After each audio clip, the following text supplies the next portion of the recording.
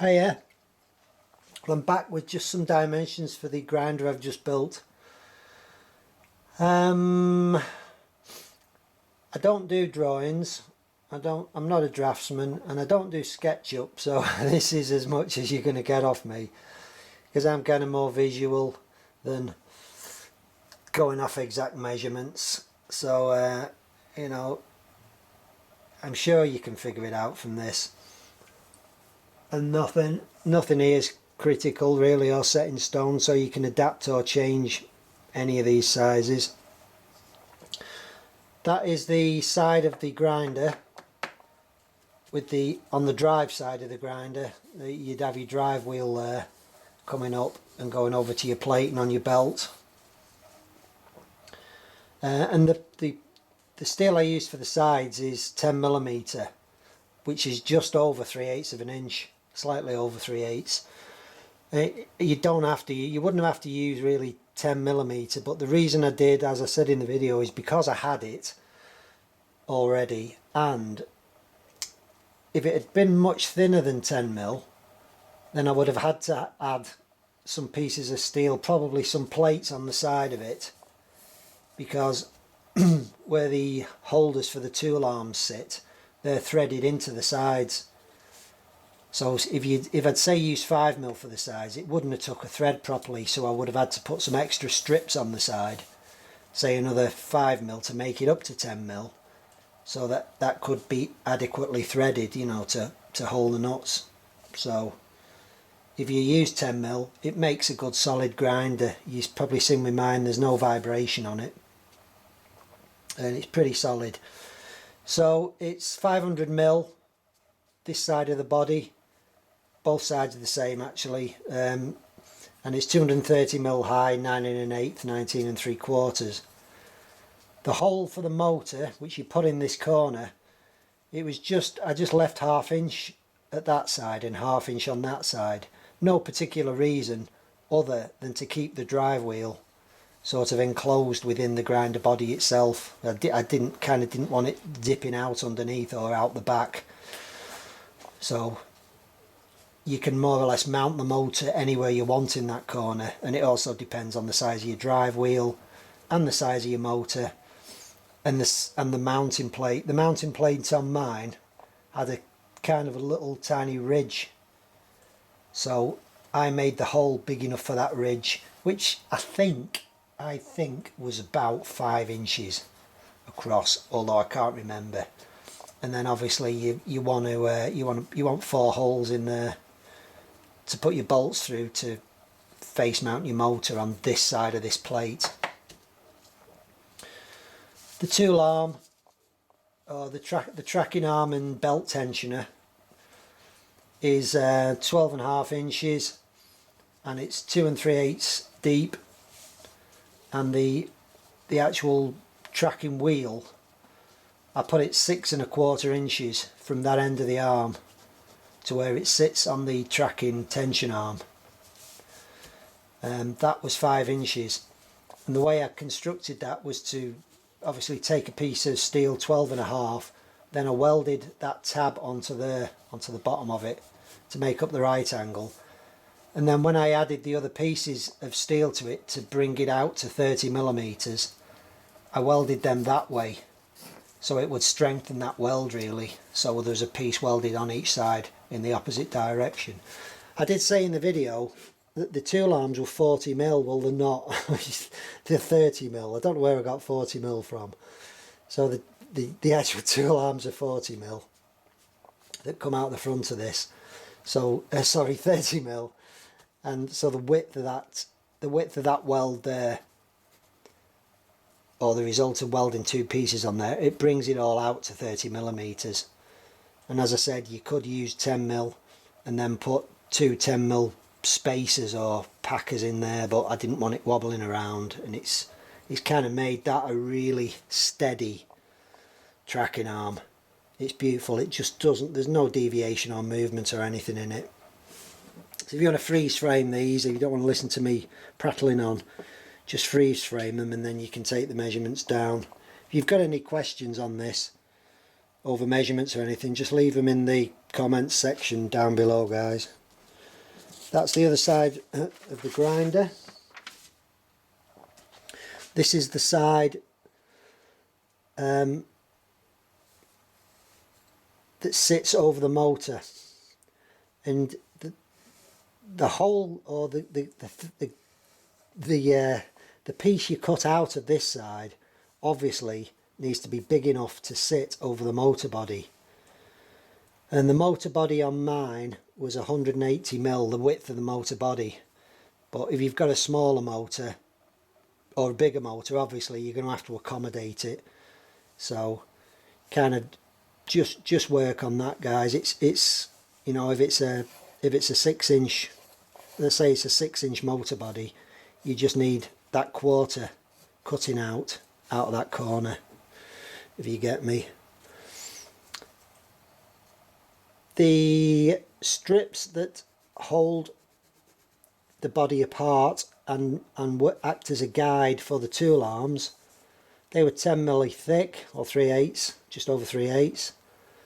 And I brought the first one down so that the bolts that bolt the whole thing together could sit above it and go straight through. So that's why the first one is down a little bit. Then you've got your 30mm tool arm. You've then got another gap which allows you to put another set of bolts in to clamp the whole top end together. And then you've got your 30mm tool arm. So you need 4 pieces of 10mm to go into there. And then you need another piece on the bottom and put 3 bolts on that to clamp it all together. And obviously this is a mirror side, is mirrored, and wants to be excuse me, wants to be exactly the same as that. So when you make these two, you want to get these really square. So you want to set them up, you want to set them down on a flat surface so that they're dead flat, so that these are perfect right angles, perfect height. So when you're measuring on each different side and drilling and tapping and bolting, then everything lines up. So if you want to freeze frame, and get on that one, you can. I've done one for the tool arm somewhere. I don't know where I've put that. The hinge mechanism that I used, if you wanted to do that, is 10 inches by 5 inches, and it's got two arms that are welded on along the bottom. And all you need to do is make another one of these, almost identical, that actually fits and bolts onto the motor. You can see it in the video if you go back. And that you can either put them two arms so they fit on the outside of these, or fit on the inside of these there. So it's just another clamp like that, but you don't need these extra pieces on. Another thing, when I was building this, I realised that it's because I've got the fixings for the tool arms in there on this side of the grinder, as you can see. It's probably better, to put them fixings on this side if you want to put 4, or if you just wanted to put 2, because as you look at the grinder, there's absolutely nothing on this side of the grinder, and on the other side it's full of clutter because it's got the hinge mechanism bolted on there, and as it comes over, some of these foul with the hinge mechanism. So if I was doing it again, I would definitely put them on this side. It's just less messy.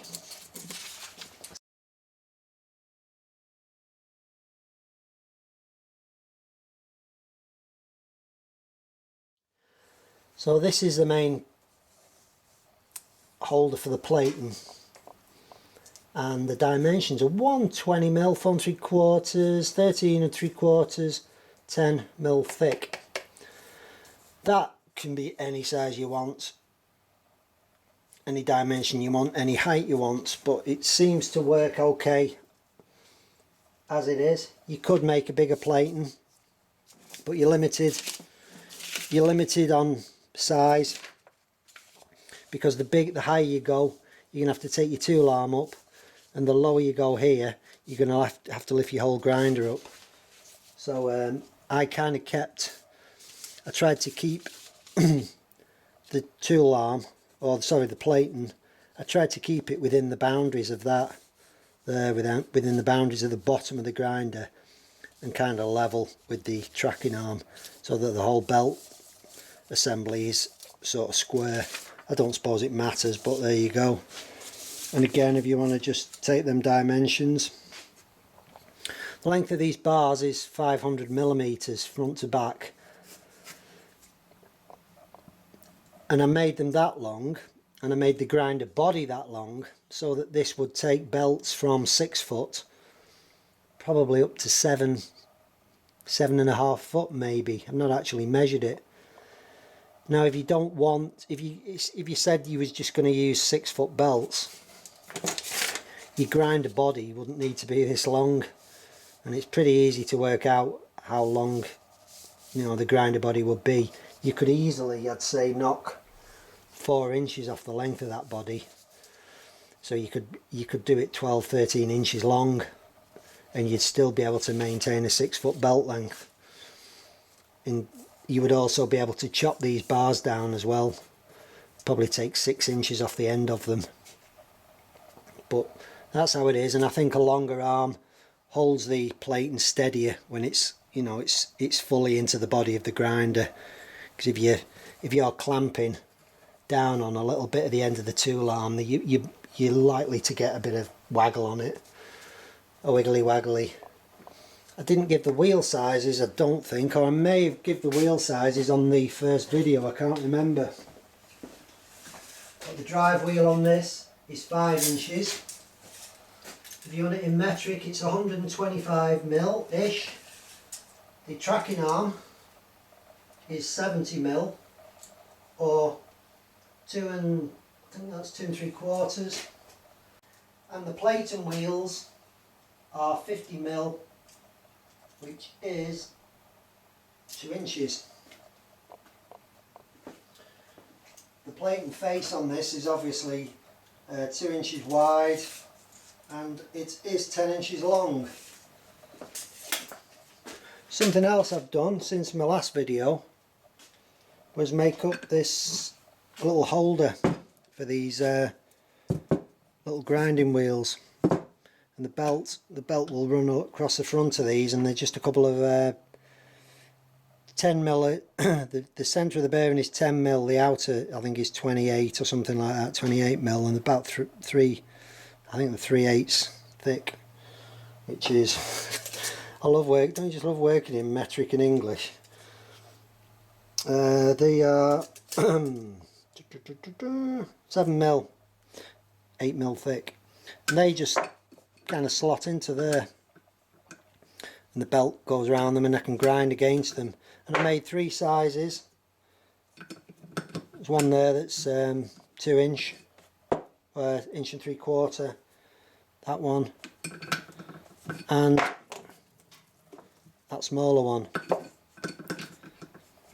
Now I made these by getting some 12mm stainless bar, and I got my mate who's got a lathe to turn the ends down to 10mm, just the thickness of the bearing, so that they just put on, and I slide on, and I just put a dab of super glue to hold the ends on.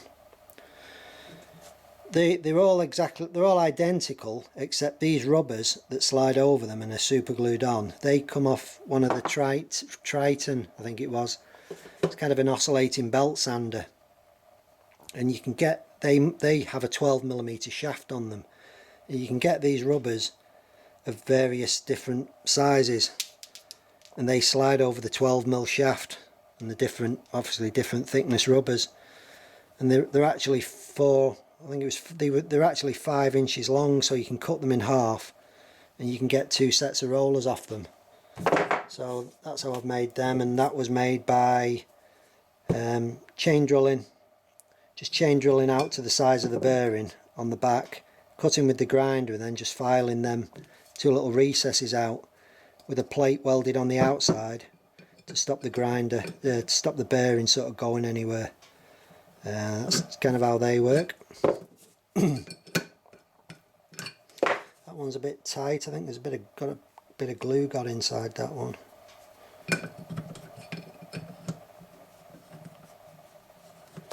Yeah, I think so. Anyway, not a problem. And that would be bolted onto the tool arm. The tool, is it an arm? I don't know what it's called. Yeah, that will be bolted through onto that to just give me adjustable sized rollers then. And that stuff's a bit of, what was it, about 7-8mm stuff, just welded together just as a square, as a frame. I still haven't got the steel for these arms. I'm having trouble getting some, and I may end up just going online and buying it in 30mm square aluminium, solid aluminium. So I may end up doing that. So that's it, guys, a little update for you and a little look at the plans. As I've said, if you've got any questions, just give us a shout. There's a freeze frame that. You can freeze frame that. And you can freeze frame that. Hope that gives you the information you need. As I said, put any question you've got in the comments below. I'll try and help you if I can. Thanks for watching. I'll see you later in the next video.